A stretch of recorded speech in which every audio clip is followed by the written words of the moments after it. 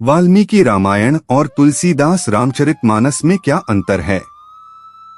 वाल्मीकि रामायण और तुलसीदास द्वारा रचित रामचरितमानस दोनों ही भारतीय धार्मिक ग्रंथों में अत्यंत महत्वपूर्ण स्थान रखते हैं। दोनों ग्रंथों का विषय भगवान श्री राम का जीवन और उनका चरित्र है, लेकिन इनकी रचना की पृष्ठभूमि, भाषा, शैली, उद्देश्य और दृष्टिकोण में गहरा अंतर है। वाल्मीकि रामायण संस्कृत में रचित एक प्राचीन ग्रंथ है, जिसे महर्षि वाल्मीकि ने त्रेता युग में लिखा था। इसे आदिकाव्य भी कहा जाता है क्योंकि यह संस्कृत साहित्य का पहला महाकाव्य माना जाता है। दूसरी ओर तुलसीदास की रामचरितमानस 16वीं शताब्दी में अवधी भाषा में रचित एक भक्तिपर ग्रंथ है, जो जनसाधारण को भक्ति और धर्म की ओर प्रेरित करने के उद्देश्य से लिखा गया था। वाल्मीकि रामायण एक ऐतिहासिक और दार्शनिक काव्य है, जिसमें राम को एक मर्यादा पुरुषोत्तम, एक आदर्श मानव के रूप में प्रस्तुत किया गया है। वे एक आदर्श पुत्र, पति, भाई और राजा हैं, लेकिन उन्हें ईश्वर का रूप नहीं माना गया है। उनके दुख, शोक, निर्णय और संघर्षों को एक मनुष्य की दृष्टि से दिखाया गया है। तुलसीदास की रामचरितमानस में राम को भगवान विष्णु का अवतार माना गया है। वे साक्षात परमेश्वर हैं, जो अधर्म के विनाश और भक्तों के कल्याण हेतु अवतरित हुए हैं। उनके समस्त कार्यों को दिव्य लीला के रूप में प्रस्तुत किया गया है। भाषा के दृष्टिकोण से वाल्मीकि रामायण संस्कृत में है, जो उस समय की विद्वत भाषा थी और अधिकतर शास्त्रार्थों के लिए उपयुक्त थी। वहीं रामचरितमानस अवधी भाषा में है, जो आम लोगों की बोली थी। इसका उद्देश्य जनता को राम कथा के माध्यम से भक्ति और धर्म से जोड़ना था। यही कारण है कि रामचरितमानस को घर घर में गाया और पढ़ा जाता है, जबकि वाल्मीकि रामायण का अध्ययन विशेषतः विद्वानों और पंडितों तक सीमित रहा। वाल्मीकि रामायण की कथा मुख्यतः 7 कांडों में विभाजित है: बालकांड, अयोध्याकांड, अरण्यकांड, किष्किंधाकांड, सुंदरकांड, युद्धकांड और उत्तरकांड। यह कथा श्री राम के जीवन के प्रमुख चरणों को विस्तृत रूप में प्रस्तुत करती है। तुलसीदास की रामचरितमानस भी 7 कांडों में विभाजित है, परंतु इसमें शिव पार्वती संवाद, नारद की भक्ति, राम नाम की महिमा, हनुमान का भक्ति भाव और अनेक पुराणिक प्रसंगों को जोड़कर उसे अधिक भावनात्मक और भक्तिपूर्ण बना दिया गया है।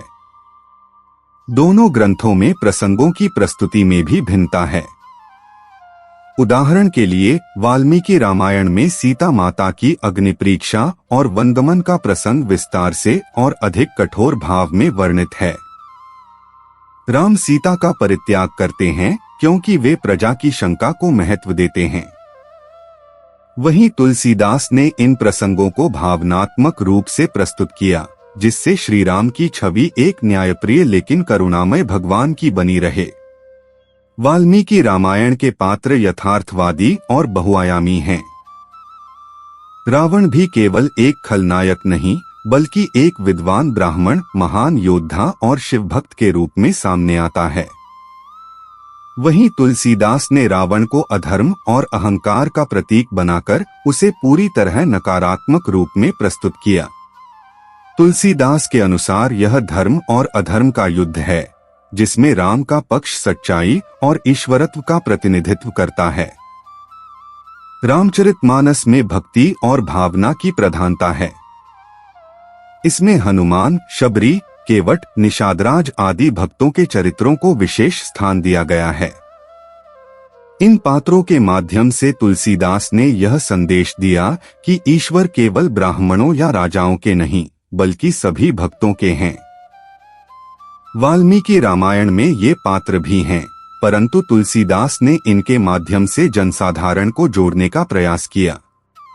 शैली और छंद की दृष्टि से वाल्मीकि रामायण संस्कृत के अनुष्टुप छंद में है, जो अत्यंत शास्त्रीय और नीति प्रधान है। तुलसीदास ने दोहा, चौपाई, सोरठा आदि लोक छंदों का प्रयोग कर कथा को अधिक सुबोध और मधुर बनाया।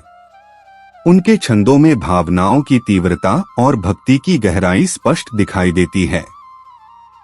काल के दृष्टिकोण से देखा जाए तो वाल्मीकि रामायण त्रेता युग की कृति है, जब धर्म, नीति और कर्म का विशेष महत्व था।